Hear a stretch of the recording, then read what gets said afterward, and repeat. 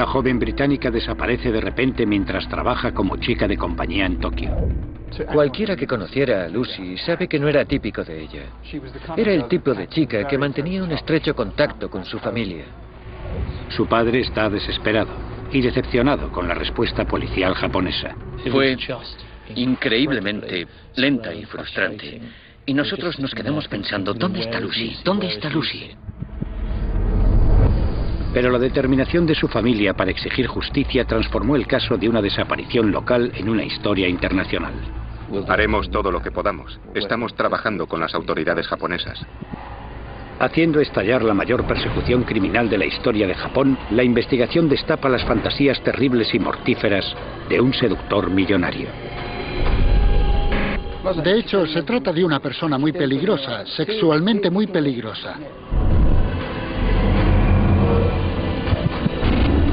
Así es como el hombre conocido como la bestia con cara humana fue llevado finalmente ante la justicia.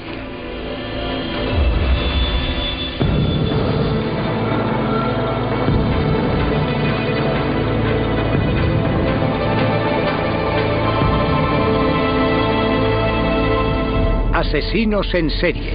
El asesinato de Lucy Blackman. Tokio es una de las capitales del mundo más dinámica y moderna. Es un imán para el turismo y una parada exótica para los viajeros jóvenes.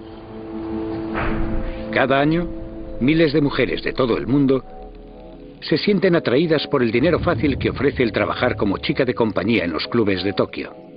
Richard Lloyd Parry es un periodista que trabaja en Tokio y que cubrió el caso desde el principio. Las palabras chica de compañía en Londres o Nueva York sugieren algo realmente sórdido, no muy alejado de la prostitución. En Japón no es así. Estos bares son lugares a los que los hombres acuden después de trabajar para tomar algo y para hablar con las chicas. Leah Jacobson, una norteamericana que en el pasado llevaba una vida fácil en Tokio, trabajó como chica de compañía durante casi 2 años. Nuestro trabajo allí es hacer que los hombres se sientan especiales, hincharles el ego. Hay chicas que te servirán las copas, que te encenderán los cigarrillos y que te mimarán. Te tratarán como a una estrella de cine. Pero para muchos hombres japoneses hay una característica específica que es más valiosa que la conversación o la compañía de una joven.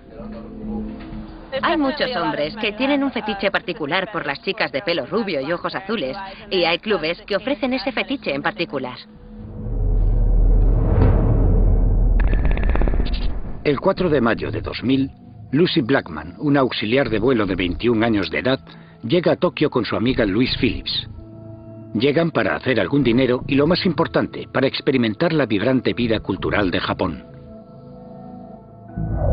El padre de Lucy, Tim, recuerda la decisión de su hija de irse al lejano oriente. Ella había estado trabajando como auxiliar de vuelo en British Airways con su amiga Louise y ambas decidieron que iban a hacer ese viaje excitante. Ambas dejaron sus trabajos en British Airways y planearon el viaje. Pocas semanas después de su llegada a la ciudad, Lucy y Louise encuentran un trabajo como chicas de compañía en el Club Casablanca del barrio Tokiota de Roppongi. Sin embargo, sin que Lucy y Louise sean conscientes de ello, en estas habitaciones poco iluminadas y barras sórdidas se pueden esconder peligros insospechados. Akio Kuroki trabajó en la Policía Metropolitana de Tokio durante 23 años, antes de convertirse en periodista criminalista. Conoce el barrio de Roppongi a la perfección. Creo que el mejor modo de describir la zona es como el barrio del placer. Hay muchos clubes de alto standing que contratan a chicas de alto nivel. A veces los clubes te involucrarán en actividades criminales, como la prostitución, el tráfico de drogas o en algunos casos te harán contactar con mafiosos. Para la gente de a pie japonesa es un barrio muy peligroso. En este mundo crepuscular de los clubes de Roppongi, las jóvenes extranjeras deben acudir a citas organizadas o dohans, con clientes que han manifestado su preferencia por una chica en particular. Estos hombres pagan al club una suculenta suma para llevar a cenar fuera a las chicas, pero deben devolverlas al club cuando finaliza la cita. Es una cita pagada. Te llevan a un restaurante bonito, te enseñan los alrededores de la ciudad. Tienes que fingir que se trata de una relación, aunque todo el mundo sabe perfectamente que es un dohan. Ella nos explicaba esas cosas por teléfono y decía, bueno, quizá acepte este dohan. Y yo le preguntaba, ¿qué es eso? Quedas con un tipo, te lleva a cenar y después lo llevas de vuelta al club y te pagan un montón por eso. Y yo pensé, si es lo que vas a hacer, prueba. El 1 de julio de 2000, Lucy Blackman no regresó a su apartamento tras su primer dohan con un cliente del Casablanca. A la mañana siguiente, su amiga y compañera de piso, Louise Phillips, recibe una perturbadora llamada de un hombre que dice saber dónde está Lucy. Preocupada y alterada, llama inmediatamente a la madre de Lucy en el Reino Unido. Hola, Jane. Soy Louise. Estoy un poco preocupada. Lucy no volvió a casa anoche y acaba de llamarme un tío diciendo que Lucy se unió a una secta. Para el padre de Lucy son noticias angustiosas. Y enseguida se enciende la luz de alarma. No podía creer que Lucy optara voluntariamente por unirse a una secta religiosa. No era en absoluto su estilo de vida. La familia está desesperada por conocer cualquier detalle relacionado con la desaparición de Lucy, pero la diferencia horaria está dificultando el intercambio de información. Menos de 24 horas después de la desaparición de su hermana, Sophie Blackman emprende una acción decisiva. Sophie dijo, voy a coger un avión e ir allí.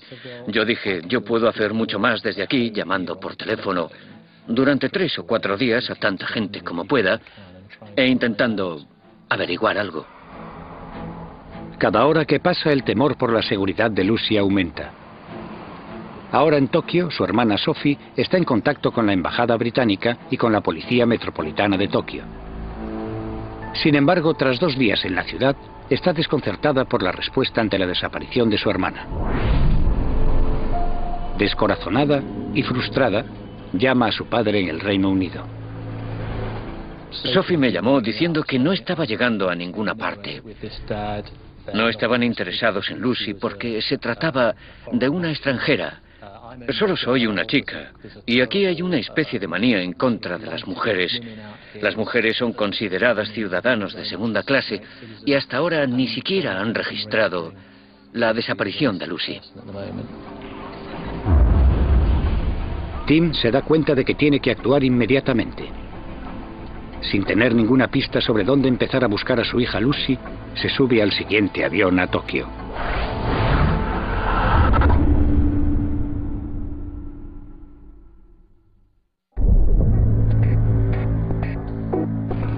Una joven británica que trabaja como chica de compañía en Tokio ha desaparecido en circunstancias sospechosas. Lucy Blackman, de 21 años de edad y antigua auxiliar de vuelo procedente de Sevenoaks, en Kent, lleva desaparecida una semana. Su padre, Tim Blackman, está consternado y ha recorrido medio mundo para empezar la búsqueda desesperada de su hija. Estaba sufriendo un shock.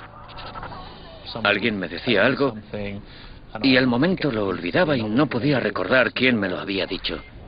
Estaba en un estado mental pésimo.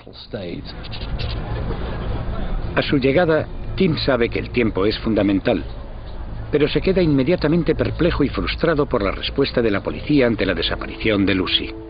Me dijeron, es adulta. Solo se ha ido 2 o 3 días. Simplemente se habrá ido de juerga por ahí. Por tanto, no vamos a perder nuestro tiempo con eso. Pero lo que es más alarmante es la falta de comunicación con Lucy.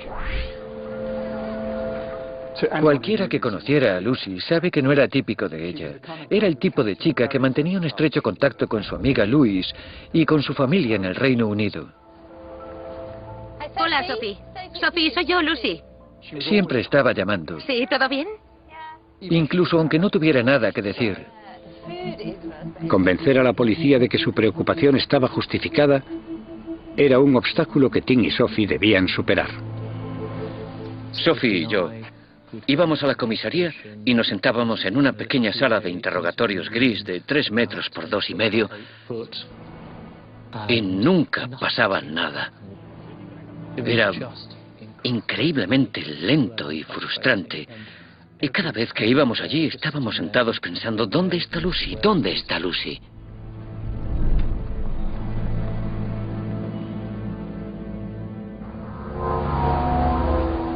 Doce días después de la desaparición de Lucy y dada la poca ayuda ofrecida por la policía de Tokio, Tim decide poner en marcha su propia investigación. Con la ayuda de la amiga de Lucy, Louise, reconstruyen los últimos movimientos conocidos de Lucy. El día de su desaparición iba a un dohan o cita pagada con un cliente del Club Casablanca. Te llamo después. Vale, pásalo bien. Adiós.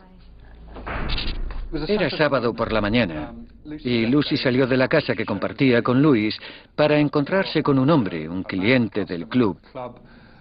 Era una cita y él le iba a dar un teléfono móvil, lo que era muy valioso porque ella no tenía.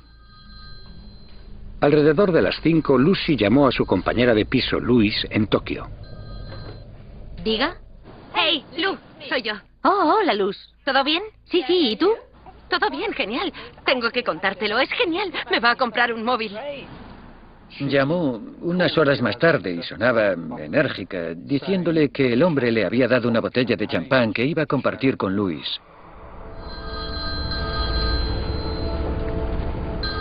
A las 7, Louis recibió otra llamada. Hola, ahora estoy en su casa.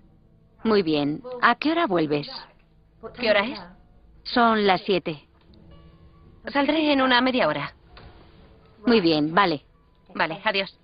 Gracias.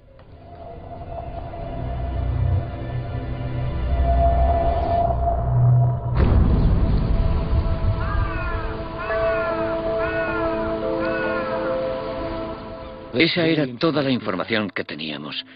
Que Lucy se había ido de viaje a la costa con alguien por la tarde y que por la noche no había regresado. Sabíamos que era serio porque ella siempre habría querido regresar.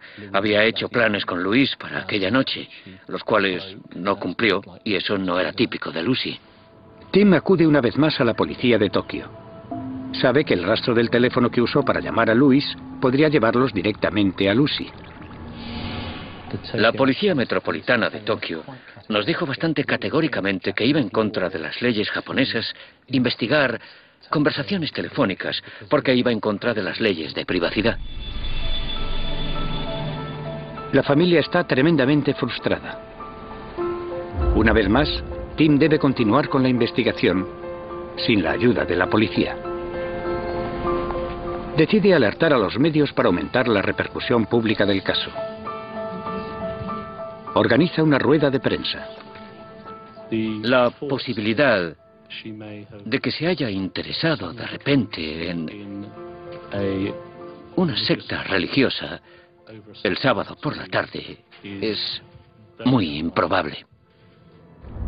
Kentaro Katayama es un periodista de Tokio y un presentador de la televisión que sigue el caso.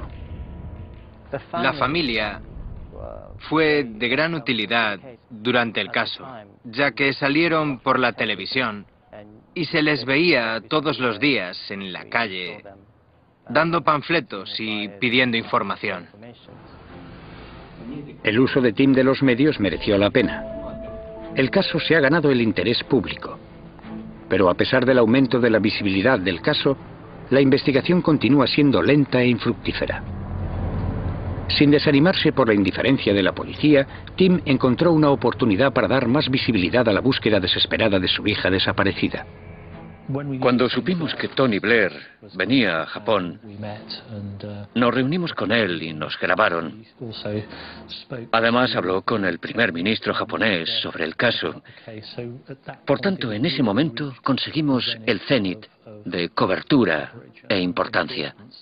Haremos todo lo que podamos. Estamos trabajando con las autoridades japonesas. La policía estaba bajo mucha presión, debido principalmente a los esfuerzos de Tim Blackman y el modo en que consiguió someter al gobierno japonés a la presión política. La enorme cobertura de los medios y la intervención del primer ministro británico transformaron la investigación en uno de los mayores casos de personas desaparecidas de la historia japonesa. Aún así, no consiguen información nueva. Los empresarios japoneses que dirigen estos bares y clubes no quieren verse involucrados con la policía. Y había un montón de antiguas chicas del último lugar al que irían si tenían algún tipo de información sería a la policía. Si acudes a la policía, lo primero que hacen cuando llegas a la comisaría es pedirte los papeles. Te piden la tarjeta de extranjero. Por tanto, tendrían miedo de ser deportadas. Tim se da cuenta de que si quiere seguir el rastro de Lucy debe emplear nuevas técnicas. Abriendo una línea telefónica, esperábamos conseguir una información que de otro modo sería imposible obtener. Recibieron más de 100 llamadas casi inmediatamente. Varias de las llamadas son de las chicas que trabajaban como chicas de compañía en los clubes de Roppongi. Tuvimos varias llamadas y me encontré a mí mismo hablando con chicas que me contaban las experiencias que habían tenido cuando habían salido con un tipo con un coche muy potente que las había llevado a la costa y que después habían ido a un apartamento donde habían cenado o bebido un vino muy especial.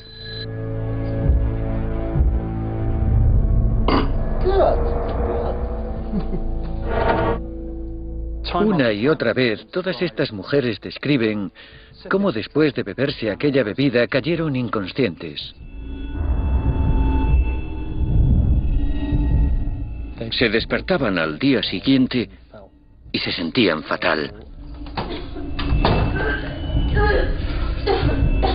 De la noche podían recordar una pequeña lucecita roja de una cámara. Al volver a Tokio estaban enfermas durante unos cuantos días. Muchas de las jóvenes describen al hombre que las acompañaba en el Dohan como un japonés cercano a los 50, adinerado y bien vestido. La policía intensifica sus investigaciones en los clubes de Roppongi y reabre cualquier informe criminal que incluya la violación o el abuso de chicas de compañía. La madre de Lucy, Jane Stair, habla con Dai Davis, un agente retirado de la Policía Metropolitana Británica, para que se una a la búsqueda de su hija. La primera cosa que uno podía esperar es que se echara un vistazo a las acusaciones, y no es nada del otro mundo en las que un japonés o cualquiera fuera acusado de haber drogado, secuestrado, violado y demás. Ese es el procedimiento estándar de la policía. Pero teniendo en cuenta que había entre 80 y 100 detectives en el caso, les llevó un poco de tiempo ponerse a funcionar. No obstante, las leyes de privacidad japonesas todavía suponen un gran obstáculo para Tim en la búsqueda de Lucy. Teníamos un problema serio. Lucy había hecho llamadas desde un teléfono móvil. Debería haber sido posible rastrearlo. Tim y Sophie piden ayuda directamente a Derry Irvine, ministro de Justicia británico que visita Japón, con la esperanza de que su experiencia jurídica pueda ayudarles. Les convenció de que una investigación policial era también confidencial y privada, y que por tanto investigar teléfonos móviles durante una investigación policial no suponía una contravención de la privacidad de la gente. Ahora, gracias a la posibilidad de rastrear el lugar desde el que Lucy realizó las llamadas el día de su desaparición y a la información obtenida de la línea telefónica, la policía tiene un nombre. Yoji Obara, de 48 años de edad. Los investigadores lo arrestan en su casa de Tokio. Tener al sospechoso principal bajo custodia y a los agentes más veteranos preparándose para interrogarlo supone un gran avance en el caso. ¿Cómo conociste a Lucy Blackman? Vamos, dímelo. Sin comentarios.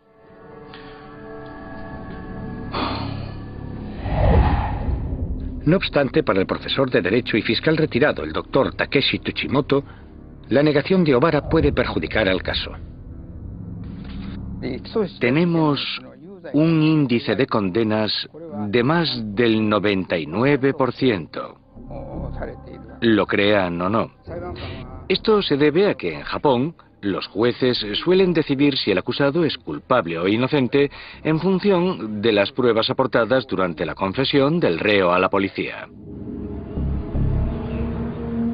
Mientras los interrogadores lo presionan para obtener la crucial confesión, el resto de agentes del equipo empiezan a registrar las propiedades de Obara en busca de pistas que les conduzcan al paradero de Lucy Blackman. La policía inspeccionó varias de sus propiedades en todo Japón y encontraron cantidades enormes de material.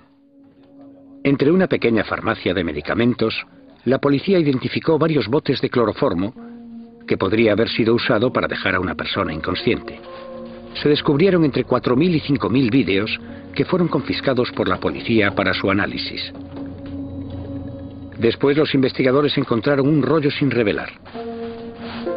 Una vez que lo procesaron, descubrieron que contenía varias fotos de Lucy Blackman en el apartamento de Obara y en la playa. Muy bien. Obara no tiene otra alternativa que admitir que había conocido a Lucy Blackman. ¿Estuviste con Lucy Blackman el día que desapareció? Sí. Eso no lo estoy negando. Admitió que se había reunido con Lucy en el club y que la había invitado a salir. Fueron a su casa de la costa y le sacó fotos a la orilla del mar.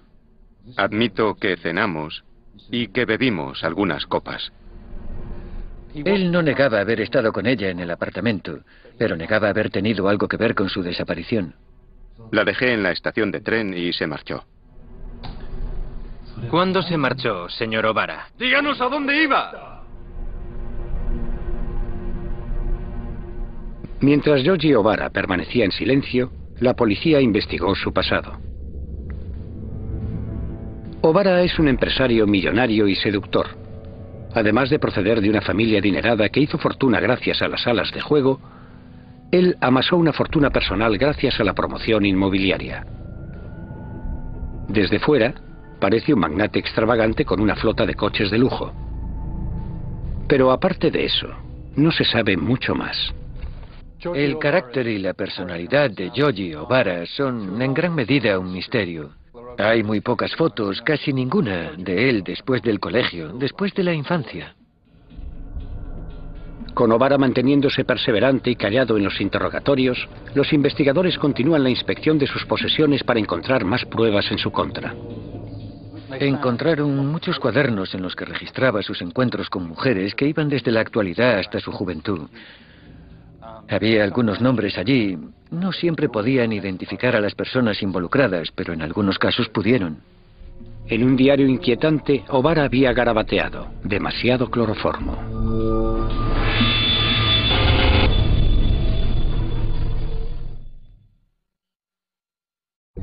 Lucy Blackman, de 21 años, ha desaparecido mientras trabajaba como chica de compañía en Tokio.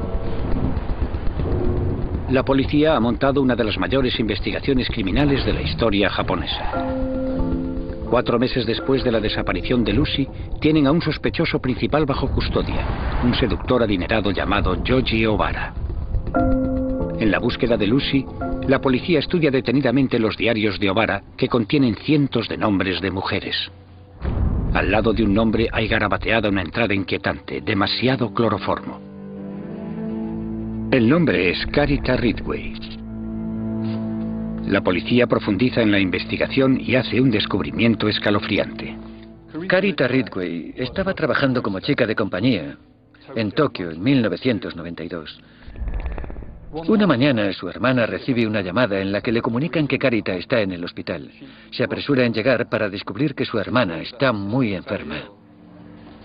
Un hombre que se hacía pasar por señor Nishida la había llevado al hospital. ¿Sabe exactamente qué le ha pasado? Creo que ayer por la noche comió ostras crudas. Comió ostras crudas, entiendo. Había salido la noche anterior a una cita con un cliente y él explicó que aparentemente Carita había comido una ostra cruda que le había causado un fallo hepático devastador. Tras 12 días en el hospital, los médicos decidieron que no había nada más que pudieran hacer.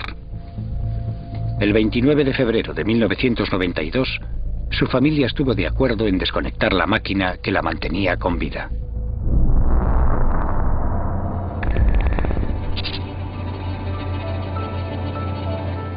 La policía en aquel momento no investigó el caso.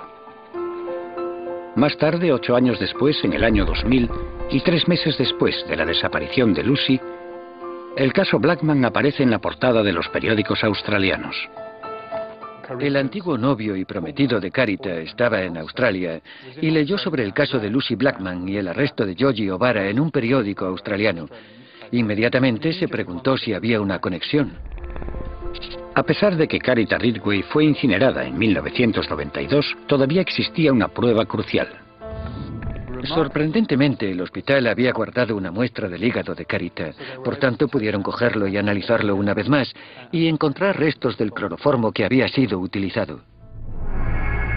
Los detectives tenían ahora otro elemento en la investigación de Georgie O'Bara y una posible pista crucial de lo que podía haberle pasado a Lucy Blackman.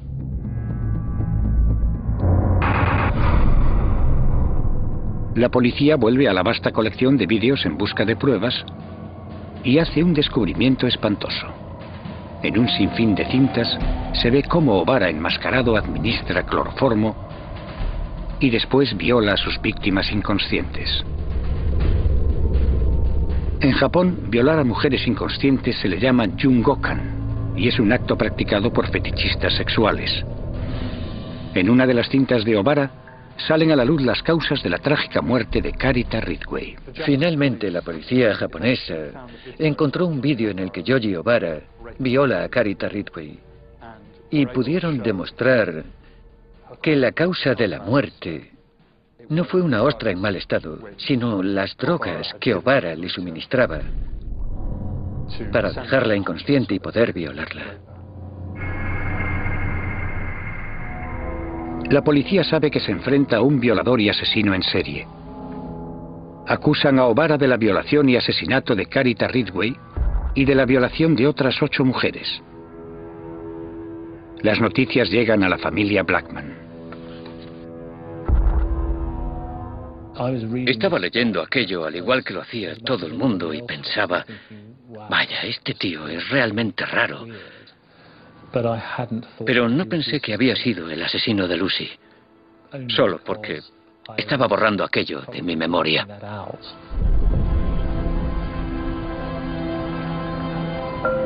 Tim regresa al Reino Unido tras la decisión de abandonar Tokio en septiembre de 2000. Además de haber recibido donaciones anónimas, ha gastado decenas de miles de libras buscando a su hija. Está deprimido y exhausto. Las pruebas que sugieren que es posible que Lucy nunca hubiera abandonado el apartamento de O'Bara presentan un panorama desolador. En el disco duro de su ordenador encontraron búsquedas que había realizado, cosas como ácido sulfúrico e información sobre cómo deshacerse de un cadáver. Los investigadores repasan los movimientos de O'Bara en la época en la que Lucy desapareció. Hola. La persona con la que estoy, una mujer, ha tenido una sobredosis. ¿Qué hago? El rastreo de las llamadas de la casa de O'Bara desvela que el 2 de julio realizó varias llamadas a hospitales de la zona, pidiendo consejos sobre qué hacer con una víctima de sobredosis. Sí, intentaré eso.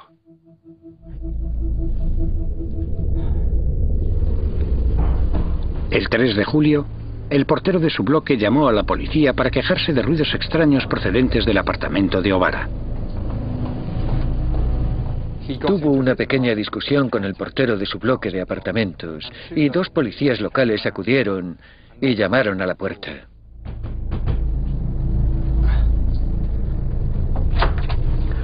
¿Podemos hablar con usted? No, váyanse. Lo describieron como muy agitado y sudoroso. No quería dejar pasar a la policía. ¿Por qué no dejaste entrar a los agentes el día 6 de julio? Estaba alicatando mi baño y quería ducharme. No era muy apropiado. Les dijo que se marcharan de forma agresiva. Váyanse. O llamaré a mi abogado.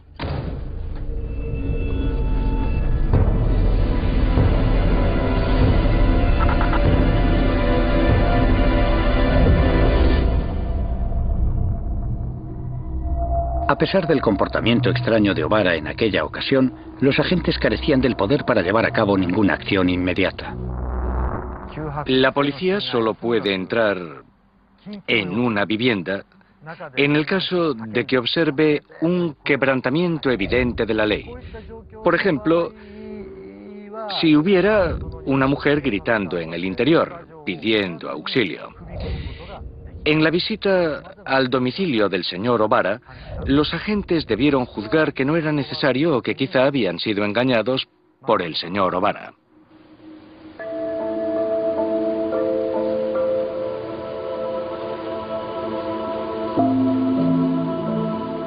Han pasado 7 meses desde la desaparición de Lucy. O'Bara lleva bajo custodia 18 semanas. La policía amplía sus investigaciones a los alrededores del apartamento de O'Bara situado al lado del mar. Sobrepasan la línea de los árboles y van más allá de las rocas hasta una cueva con vistas a la bahía. En la boca de la cueva encuentran una bañera boca abajo. Estaba sentado en casa viendo las noticias por la tele y aparecieron todas esas sábanas azules. Estaban recuperando algo de la playa. De debajo de la bañera recuperaron varias bolsas que contenían partes de un cuerpo y bloques de cemento. Imagino que todo el mundo sabía que se trataba del cuerpo de Lucy, pero yo no creí que se tratara de su cadáver. Cuando los forenses rompen el cemento encuentran un cráneo humano. Empleando el registro dental se confirma que los restos son de Lucy Blackman. Y ese fue el primer y único momento en el que realmente creí que se trataba de Lucy. Y fue en los últimos momentos de la recuperación de su cadáver.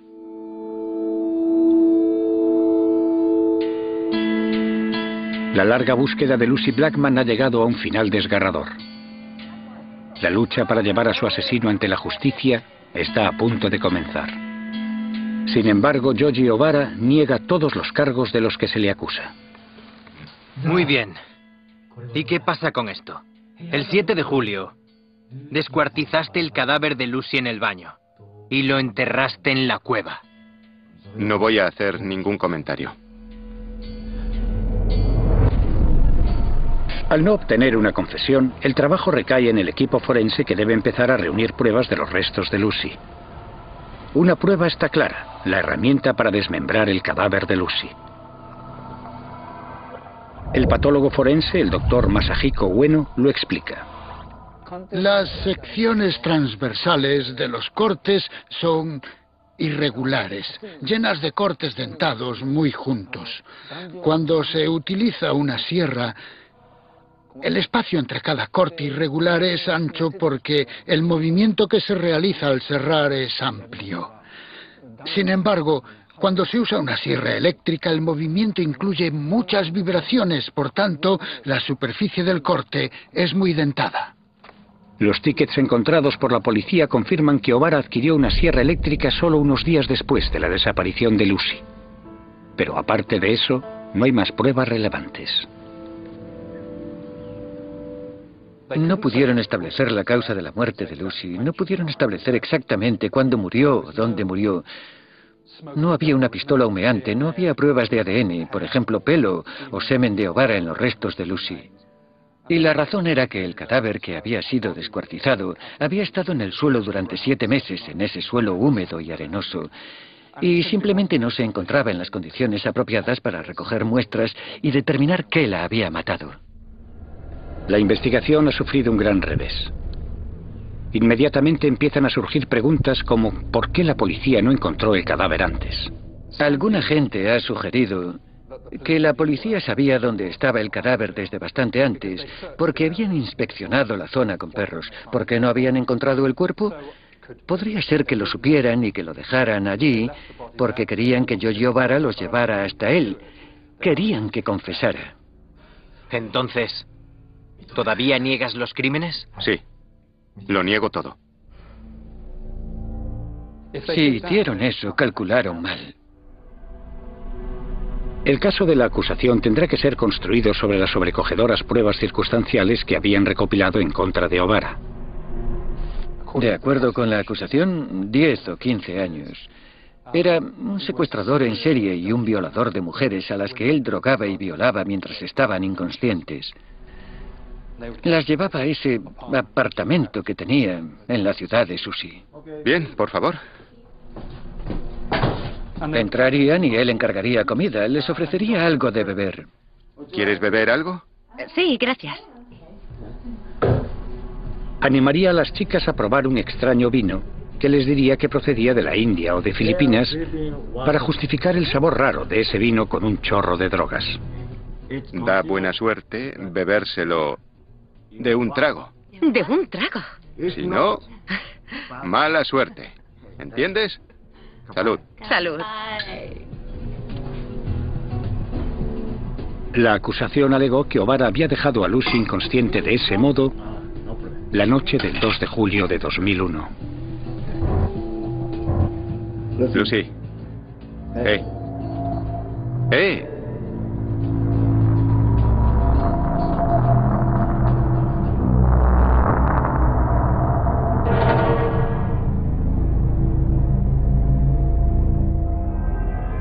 Yogi O'Bara es acusado del secuestro, de la violación que la condujo a la muerte y de la ocultación del cadáver de Lucy Blackman. Además, se enfrentará a otros 8 cargos por violación y al asesinato de Carita Ridgway. El 3 de julio de 2001, en el juzgado, O'Bara se declara inocente de todos los cargos. Se fija el juicio para noviembre de 2003. Tim y su familia tendrán finalmente el anhelado juicio. Pero durante el mismo, Tim se ve envuelto en una controversia que pone a la opinión pública en su contra y divide a su familia.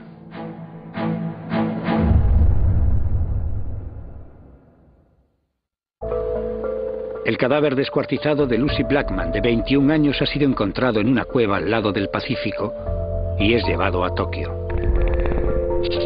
Yogi O'Bara, un seductor millonario y solitario, es acusado del secuestro, violación y asesinato de Lucy. Además, se enfrenta al asesinato de la chica de compañía australiana Carita Ridgway, además de a 8 cargos distintos de violación.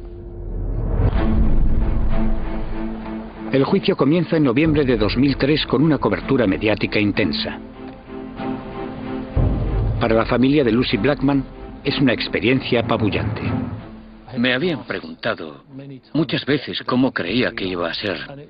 Y fue una experiencia tan surrealista que nos sentíamos como si fuéramos extras en un reality show. ¿Sentí rabia? No, no sentí rabia. ¿Quise saltar sobre él y apuñalarle? No, no quise saltar sobre él y apuñalarle. Fue un sentimiento mucho más extraño. En cuanto empieza el juicio, el abogado defensor de O'Bara, Yasuo Shionoya, inmediatamente arremete contra el montón de pruebas circunstanciales.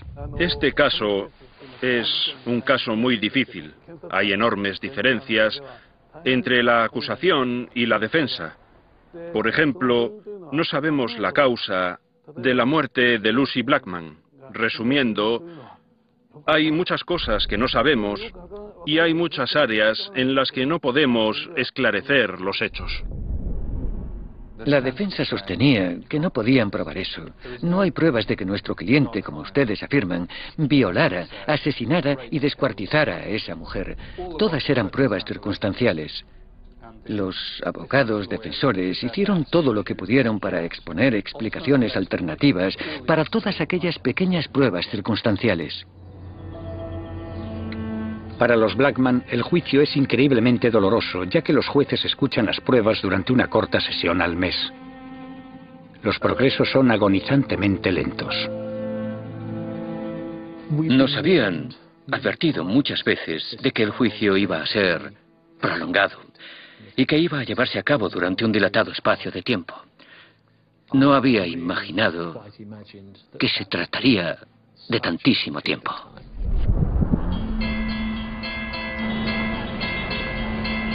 El 30 de septiembre de 2006, tras 3 años de juicio, tiene lugar un giro inesperado cuando Yogi O'Bara hace una oferta a los padres de Lucy Blackman. Me habían dicho algún tiempo antes que me esperara algún tipo de oferta de enmienda por parte del acusado. Y había dicho, eso suena un poco raro. La defensa, en nombre de O'Bara, ofrece a Tim y a su exmujer más de 450.000 libras a cada uno. En los juicios criminales japoneses a veces sucede que el demandado, que está siendo declarado culpable, paga una cierta cantidad de dinero a la víctima a modo de disculpa para mejorar las cosas. La razón por la que pagó el dinero se debía a una obligación moral. Su posición es que no es responsable en términos jurídicos. Por ejemplo, en el caso de Lucy Blackman, dijo que tenía una obligación moral porque su invitación a ir a su casa había tenido como resultado una muerte trágica. Tim acepta la oferta, pero la madre de Lucy, Jane Stair, la rechaza y critica públicamente la decisión de su exmarido. Jane decía que los fiscales habían dicho que no aceptaran ningún dinero en aquel momento, pero él lo aceptó. Cuando aceptó ese dinero, ¿qué pensaste? No pude comprender cómo un padre podía coger el dinero antes del final del juicio de alguien como Yoji O'Bara. Creo que moralmente no está bien. Pensé que, dado el trauma y todo por lo que estaba pasando la familia, debía aceptar el dinero y es lo que hice. El 24 de abril de 2007, tras un juicio que se había prolongado 4 años, el tribunal formado por 3 jueces llega a un veredicto. Tim y Sophie Blackman están al fondo del juzgado cuando emiten el veredicto. Hay una enorme cantidad de filas de sillas que caen al suelo mientras los periodistas se apresuran a salir por la puerta. No sabíamos qué pasaba. Yoji O'Bara, de 55 años de edad, es declarado culpable de los 8 cargos de violación y de la violación y asesinato de Carita Ridgway. Sin embargo, es absuelto de los cargos relacionados con Lucy Blackman. Sentimos que en muchos aspectos no se ha hecho justicia con Lucy. La familia de Lucy está muy decepcionada hoy, eso creo. Pero debo pedir a la familia que entienda la decisión del juez. En un primer momento, Sophie y yo estábamos muy afectados y atónitos de que pudieran coger todas aquellas pruebas que estaban allí y llegar a esa conclusión. Pero el veredicto relacionado con Lucy Blackman es inmediatamente recurrido por la acusación. El 16 de diciembre de 2008 se emite el veredicto de apelación. Yoji O'Bara es declarado culpable de secuestrar a Lucy Blackman, de descuartizarla y de esconder el cadáver. Esta ha sido una experiencia angustiosa, no solo hoy, sino durante 8 años. Pero finalmente tenemos 2 veredictos de culpabilidad y una sentencia por los terribles crímenes que O'Bara cometió contra mi maravillosa Lucy. Yoji O'Bara pasará el resto de su vida entre rejas. Pero para la familia de Lucy, la sentencia nunca curará las profundas heridas emocionales que les ha causado. Creo que el primogénito siempre es muy, muy especial. Yo era un joven de 26 años cuando ella nació.